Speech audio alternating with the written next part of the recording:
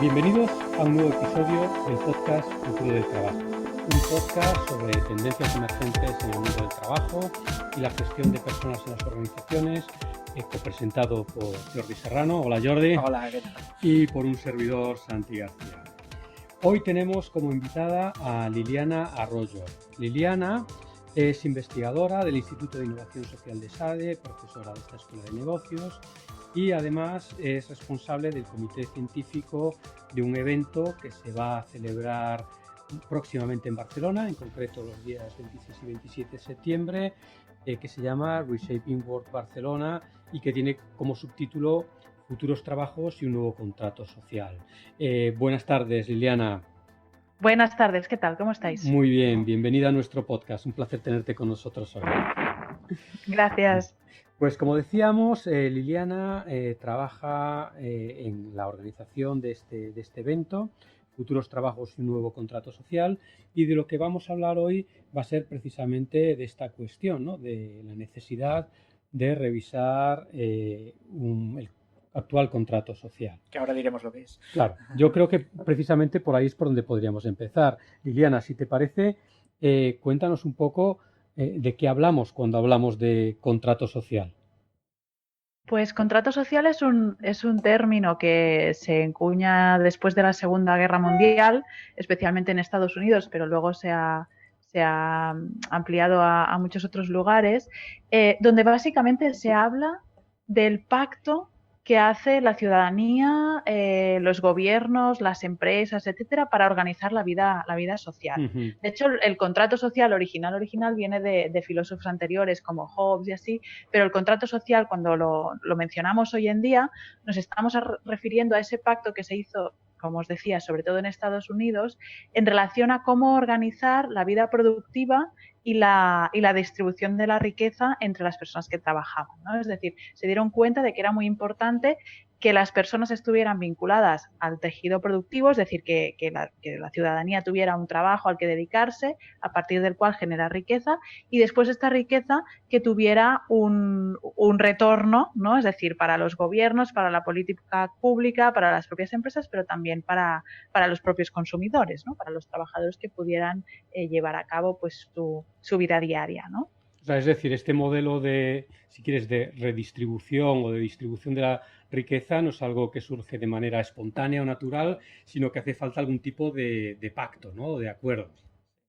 Exacto, es decir, todo lo que tiene que ver con la organización de nuestra vida colectiva, o sea, nuestro día a día, es socialmente construido, ¿no? Uh-huh. Que muchas veces, como es habitual, como forma parte del imaginario colectivo y como lo damos por hecho muchas veces, nos parece que es natural. ¿no? Claro, que sea, exacto. Que sea biológico, ¿no? Exacto, que es lo lógico, que es lo natural, ¿no? Pero la primera contrastación que podemos hacer para ver que es algo que no es natural es que si nos trasladamos a otro país o a otra cultura, esa organización de la vida colectiva puede ser absolutamente diferente, ¿no? Sí, o otra época, claro. Exacto, ¿no? Iba a decir, la civilización egipcia o los romanos se organizaban las ciudades de otra manera, ¿no? La vida pública funcionaba de otra forma, pero bueno, cada época y cada lugar, cada cultura, pues tiene su pacto, ¿no? Sí. Alrededor de cómo nos organizamos a partir de esto, ¿no? Entonces es muy importante entender que es una construcción social, claro. ¿no? Y como construcción social es algo que es revisable, ¿no? Claro. Y de hecho vosotros con la organización de este evento, ¿no? Que va a tener lugar, como decíamos, en Barcelona muy a corto plazo, planteáis precisamente la necesidad de revisar este contrato social, ¿no? Sí, justamente motivados por los cambios que estamos viendo y anticipando en lo que es el mundo del trabajo, ¿no?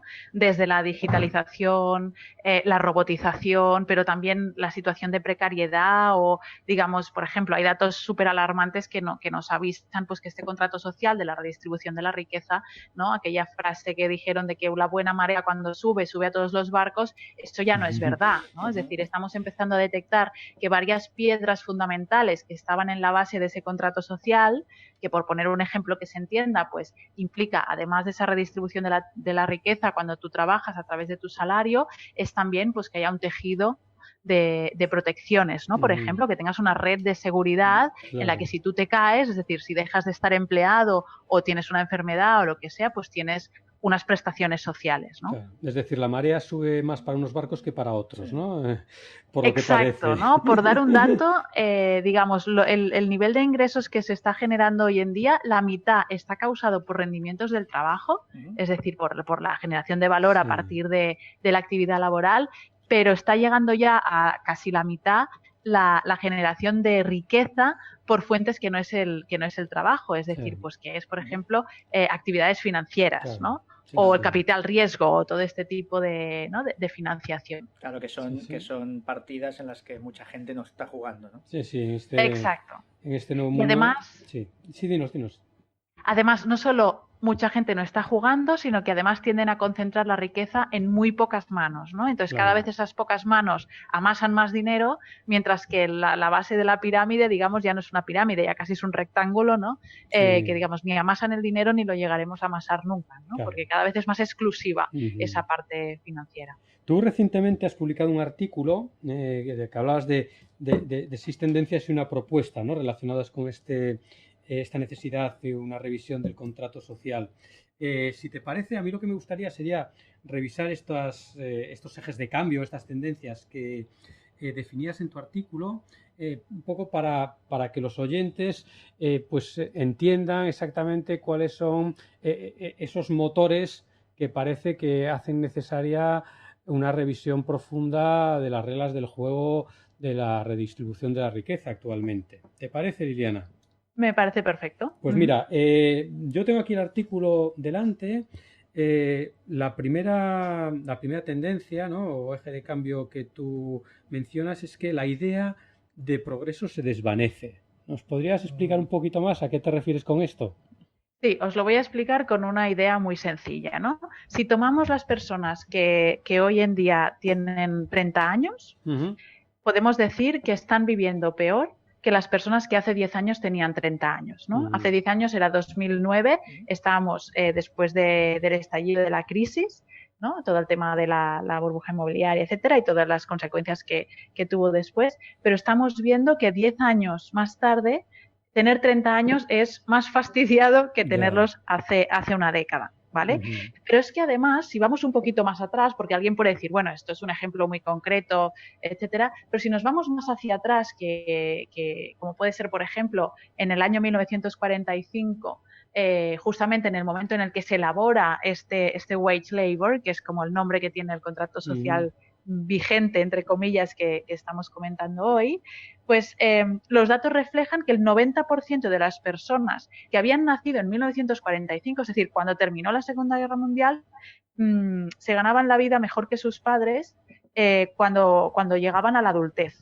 ¿Vale? Y esto va progresando así, es decir, cada generación iba mejorando, ¿no? Los hijos vivían mejor que sus padres, los padres mejor que los abuelos, hasta los años 80.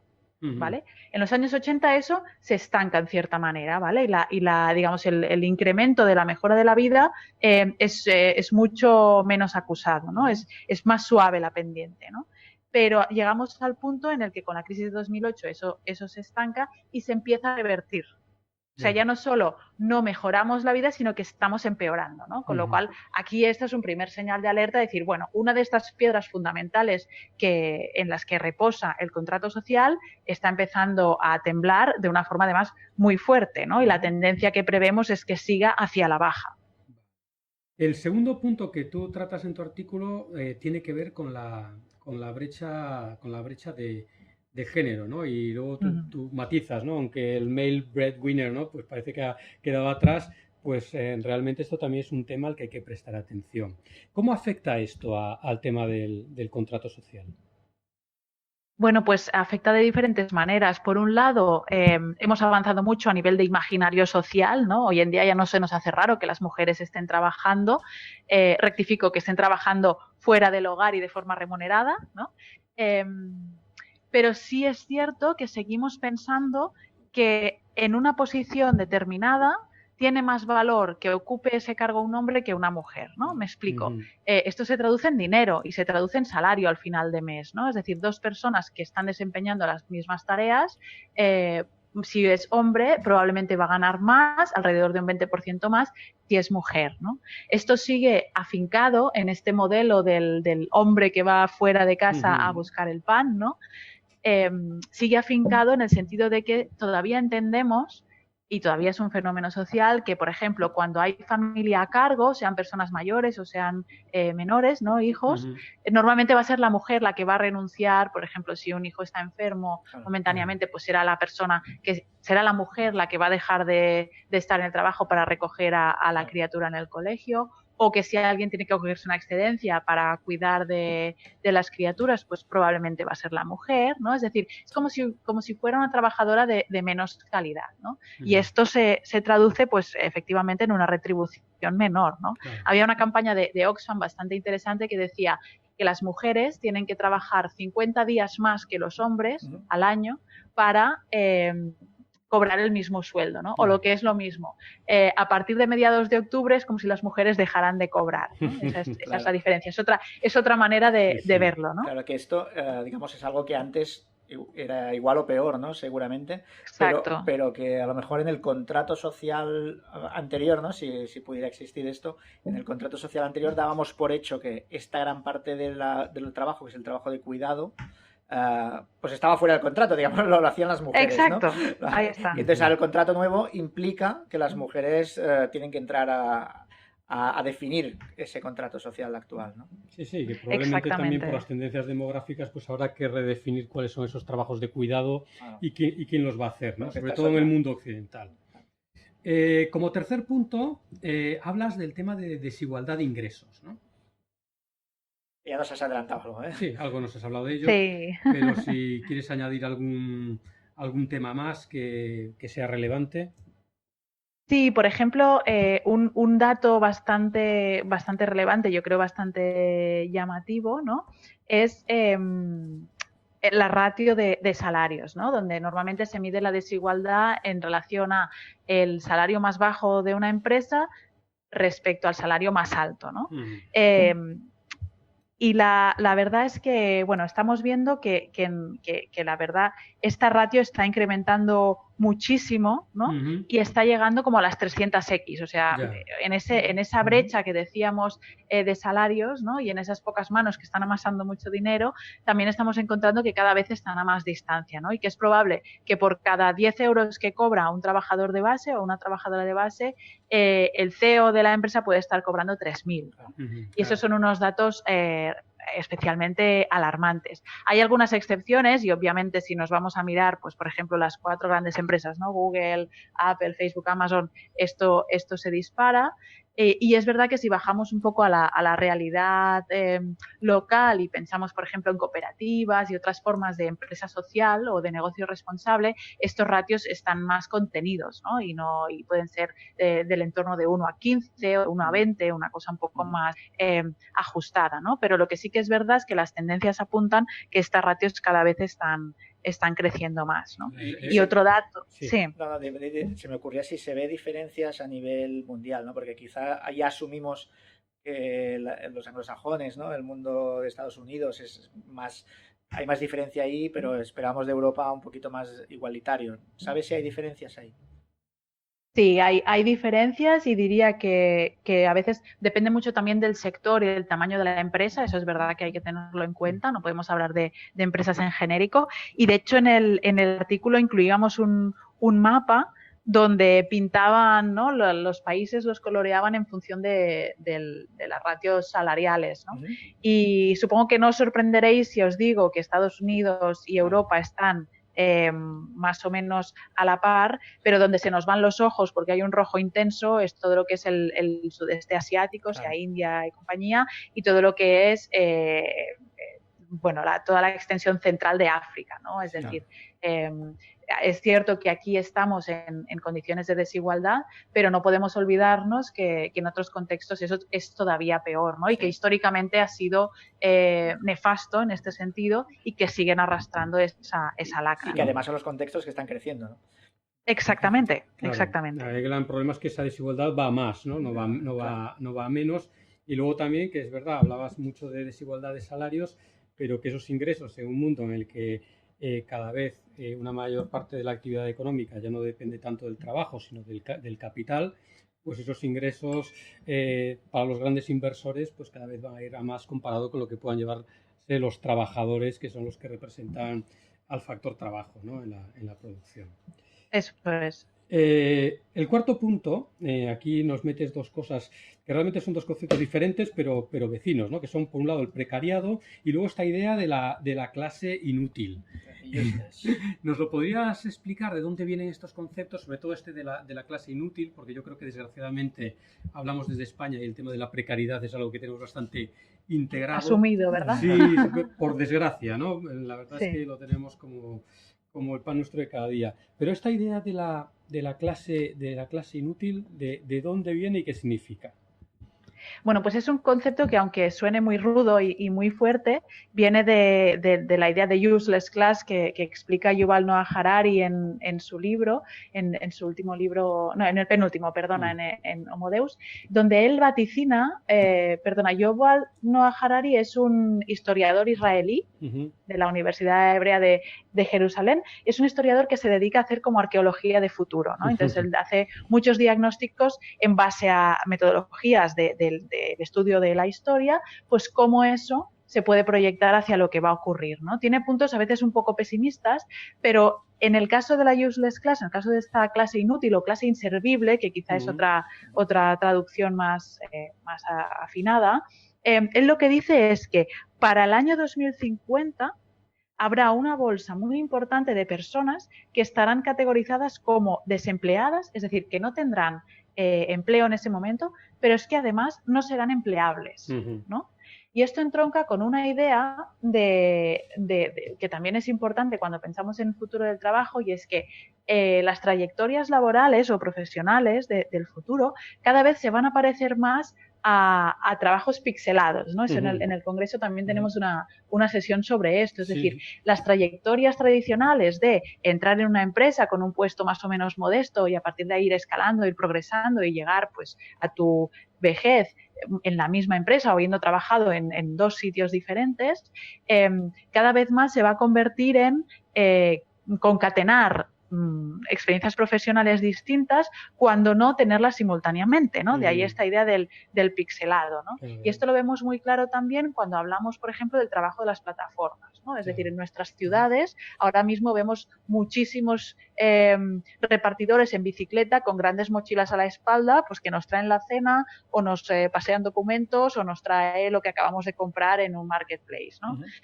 Pues todos estos riders, todos estos mensajeros, todos estos ¿no? pedaleadores de las ciudades, muchas veces están obligados a trabajar en estas plataformas porque no tienen su fuente de ingresos principal, no les permite pues tener una vida digna, ¿no? y llegar a final de mes, de ahí también esa idea de precariado, pero es que muchas veces si solo se dedican a una sola plataforma tampoco les llega a llenar el bolsillo suficientemente, con lo cual tienen que combinar varias simultáneamente y a la vez, ¿no?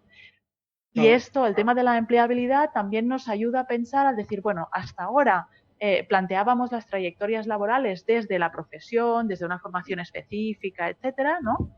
Pero vamos hacia un escenario donde la empleabilidad no será tanto por experiencia o por perfil, sino que va a ser mucho más por habilidades y capacidades, ¿no? Es decir, ¿tú qué sabes hacer? Porque vamos a ir a un escenario en el que, entre comillas, se contraten tareas y no personas, ¿no? Por así decirlo. Va a cambiar bastante, ¿no? Lo que es los vínculos laborales van a cambiar bastante. Pues con esto, más o menos, ya entiendo que tendríamos el panorama, ¿no? Hablaríamos, pues, por un lado, la idea de progreso se desvanece, hemos hablado de la brecha de género, hemos hablado de desigualdad de ingresos, hemos hablado de este concepto del precariado y la clase inútil, de las nuevas carreras profesionales y de las plataformas digitales, ¿no? Entonces, ante este escenario que nos dibujan estas tendencias, ¿qué es lo que podemos hacer? ¿En qué términos es necesario que modifiquemos el contrato social que nos ha traído hasta donde estamos hoy? ¿Y quién tiene que hacerlo, ¿no? Porque esta es una buena pregunta. Es una pregunta fantástica. Empecemos, si te parece, empecemos primero por hacia dónde tienen que ir los cambios y luego ya hablamos de quiénes tienen que ser los responsables o los protagonistas de estos cambios. Perfecto. Bueno, pues en primer lugar, los cambios tienen que ir a revisar estas piedras que decíamos sobre las que ya no podemos caminar porque están temblando, ¿no?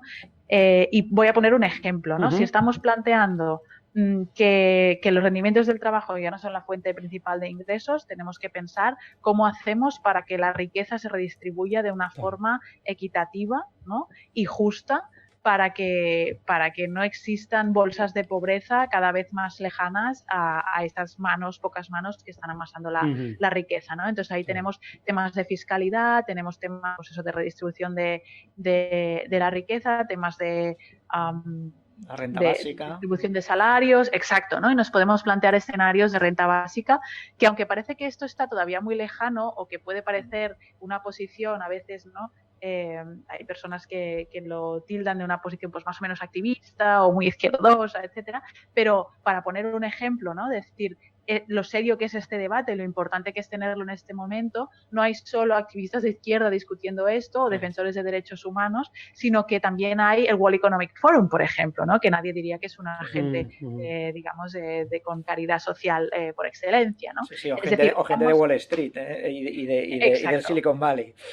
Exactamente. Hombre, lo que está claro es que cuando tú nos estás contando, ¿no? De estos nuevos modelos laborales que existen, que de alguna manera desvinculan el trabajo de la existencia de un empleador, ¿no? O un empleador tal como lo conocemos actualmente, parece que de alguna manera necesitaremos imaginar pues algún sistema de protección social más universal que incluso desvincule esa protección social de la necesidad de que exista esa figura del empleador, ¿no? Que no siempre va a existir.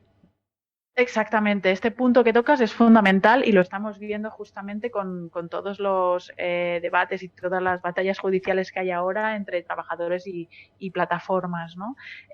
Porque tocas un punto muy, muy importante que no hemos comentado, pero es en el momento en el que se plataformiza, ¿no? O se pixeliza este trabajo, ocurre exactamente lo que decías, ¿no? Es decir, la figura del empleador está exenta en cierto momento también, porque la regulación está como está exenta en cierta medida de las responsabilidades con el trabajador, ¿no? En el sentido de esa red de seguridad con la que contamos en el escenario actual, puede ser que dejemos de contar con ella si no prevemos una alternativa a que el empleador nos esté cubriendo la seguridad social, por ejemplo, ¿no? Entonces, ese es un punto súper relevante y, de hecho, ahí hay también grandes debates entre el mundo sindical, sindicatos grandes, pequeños y alternativos, de cómo esto se puede garantizar, ¿no? Y, de hecho, yo soy una gran defensora de ese debate del dejar de tener derechos y prestaciones por hacer, o sea, por el producir, y pasar a tener derechos y prestaciones por el simple hecho de ser, ¿no? Por existir, ¿no? Como un derecho humano fundamental, ¿no? También. No, y además que, digamos, un mundo tan líquido, pues parece como que es más fácil de asegurar, ¿no? Decir, oye, pues mira, el empleador que pague sus impuestos, ¿no? Y luego ya veremos con los impuestos qué hacemos para garantizar esas protecciones sociales universales, ¿no? Exacto. Pero que no tenga que pagar nada a sus empleados, sus colaboradores, ¿no? Es una de las grandes líneas de debate, evidentemente. Oye, y luego a mí me interesa mucho también la pregunta que te planteaba Jordi, ¿no? Y de todo esto de quién depende, ¿no? O sea, ¿quién tiene que hacer cosas ahí? Pues mira, todos tenemos que hacer cosas ahí porque, bueno, ¿no? Como se entiende por el hecho de que hemos dicho que el contrato social es una especie de negociación colectiva, ¿no? Y es un pacto colectivo. Lo importante es que cuantos más agentes se sumen en este pacto, mejor, ¿no? Hay muchas teorías que dicen que la diversidad, cuando se trazan hojas de ruta, es positiva, porque si bien en primera instancia nos hace ir más lentos, luego los pactos son más estables y más duraderos, ¿no? Y además es verdad que yo creo que tenemos ahora un momento en el que tenemos ciudadanía crítica, tenemos empresas que tienen claro que tienen que ser responsables y tenemos administraciones que están muy, muy preocupadas por toda esta situación y no saben por dónde ir, ¿no? Y qué decir de los organismos reguladores que casi están mirando más siglo XX que siglo XXI, ¿no? Con los ejemplos que tienen encima de la mesa. Con lo cual yo diría, en síntesis, todos tenemos que estar implicados en este nuevo contrato social porque todos, de alguna forma u otra, estamos vinculados o afectados por el mundo del trabajo, ¿no? De momento no tenemos otra forma de organizarnos que tenemos que trabajar. Eso es innegable, ¿no? Entonces yo diría, por una parte, la administración tiene, yo diría, el deber y y la obligación de escuchar, de atender y de detectar cuáles son las necesidades y de poner las bases de, bueno, pues cuáles son esos valores sociales, colectivos, que hay que preservar, ¿no? Y ver un poco cuál es el interés del bien común como corresponde a las administraciones públicas. Las empresas, yo creo que si bien cada vez hay más empresas conscientes de, pues eso, de la necesidad de ser éticas, de ser transparentes, de tener orientado su modelo de negocio de una forma responsable, también incluso sabéis que tenemos ahora mismo encima de la mesa la Agenda 2030, ¿no? De los Objetivos de Desarrollo Sostenible, sí, donde justamente las líneas que proponen en términos de trabajo también van por ahí, es decir, por ejemplo, hablan de generación de trabajo decente con unas mínimas condiciones, hablan de la redistribución de la riqueza justa, equitativa y constante o de una forma, digamos, equilibrada, ¿no? Es decir, que evite fluctuaciones muy fuertes o picos muy, muy disparados, ¿no? Es decir, para las empresas yo creo que también se abre un escenario interesante, ¿no? En el que además sabemos que ser ética y ser responsable es un valor de venta también, ¿no? Es un argumento de venta, ¿no? Y yo creo que ahí, en este punto, también los consumidores, las consumidoras, también tenemos ahí como una palanca de fuerza, ¿no? Es decir, si ante dos opciones de compra podemos optar por una que sea ética, por preocuparnos por si esta empresa está tratando bien a sus trabajadores y podemos asumir apostar por ella, pues yo diría que eso es importante que lo hagamos, ¿no? Es decir, como todo está conectado y este pacto social, este nuevo contrato nos va mucho en ello a todos, ¿no? Es importante que estemos todos también, ¿no? Es decir, lo importante yo creo que es que se generen espacios y un poco esta es también la idea de Reshaping Work, ¿no? Es decir, vamos a sentar a la misma mesa a todos los implicados. ¿Y los implicados quién somos? Pues todos, en nuestra faceta de ciudadanía o en nuestra faceta empleadora o como empleados o como servidores públicos en la administración, ¿no? No, yo creo que ese trabajo que hacéis desde Reshaping Work, de poner este debate en la mesa, que a lo mejor no está lo que debería estar, ¿no? A nosotros, Santi y yo, tuvimos la suerte de estar en el último reunión de la OCDE y realmente era el tema principal, ¿no? Parece que es una cosa que solo hablan los académicos o tal, pero en un entorno como el de la OCDE, ¿no? Donde no te esperas, hay gente muy izquierdosa precisamente, era el tema principal, ¿no? El trabajo del futuro, el contrato social, ¿no? Sí, claramente. Y además, si lo unimos también en la intersección con la innovación tecnológica, ¿no? Es decir, y hacia dónde nos puede llevar toda la capacidad tecnológica que estamos viendo que somos posibles de crear en las empresas más punteras, este debate sobre contrato social también está muy vivo, ¿no? Es decir, yo creo que hay un momentum ahora en el que estamos tomando conciencia de que vivimos con un modelo que está caducando, ¿no? Si en algunas partes está absolutamente ya desfasado, ¿no? Lo bueno es que somos generaciones más informadas que nunca y con más capacidad de participar que nunca, y entonces yo creo que eso también marca la diferencia, ¿no? Porque si bien el contrato social de los años 50, de la posguerra, ¿no? Después de la Segunda Guerra Mundial, fue pactado por una élite, ¿no? Yo creo que ahora estamos en condiciones de exigir que este contrato social, obviamente que la élite participe, pero que no sea la única voz que se oiga, ¿no? Y cuando hablo de élite me refiero a élite empresarial, élite administrativa, élite reguladora, ¿no? También, sino que también puede ser un movimiento de abajo arriba, ¿no? Y este movimiento de abajo arriba es muy importante tenerlo en cuenta también. Pues os deseamos muchísimo éxito en este evento que vais a organizar, como decíamos al principio, 26 y 27 de septiembre en Barcelona, y nosotros esperamos pues que modestamente este podcast pues contribuya también al debate y a generar conciencia sobre una cuestión que tendría que estar en las primeras posiciones de la agenda de todos estos agentes. Muchísimas gracias, Liliana. Muchas gracias a vosotros. Hasta pronto. Hasta aquí este episodio del podcast Futuro del Trabajo. Os invitamos a suscribiros en iTunes, iVoox, Spotify y el resto de plataformas habituales. También os invitamos a visitar la web de nuestro observatorio, www.futureforwork.com, donde encontraréis más contenido sobre el futuro del trabajo y la gestión de personas.